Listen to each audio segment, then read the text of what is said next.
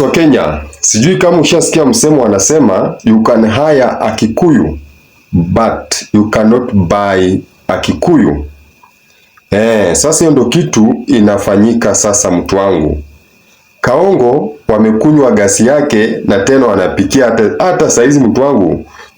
Venye wa Kikuyu wanaenda kusherekea saizi, mtu wangu, ni gasi ya Kaongo, mtu wangu, ni inapika food, mtu wangu.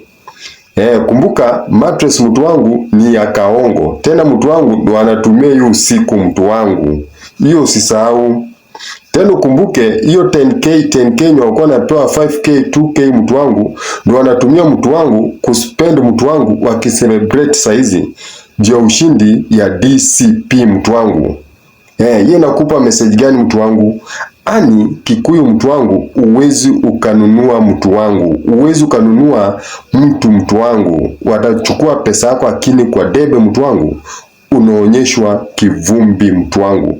Na hii yenye Kasongo ameona, yenye Kaongo ameona, mtu wangu, hii ni outset tu, mtu wangu. Akini, mtu wangu, 2027, mtu wangu, ndo sasa ataona kichapo, mtu wangu. Ani Mount Kenya wameamua ya kwamba sasa kichapo, mtu wangu, kichapo, mtu wangu, ambaye Kasongo anaenda kupewa kutoka Mount Kenya, mtu wangu, hata waisahau.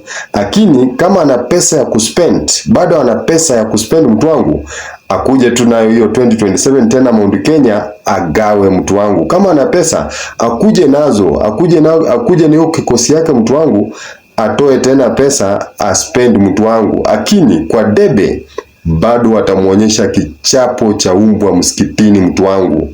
Apende asipende, mtu wangu, Mount Kenya iko na kingpin na ni mmoja tu, Rigathi Gachagua, hakuna mwingine.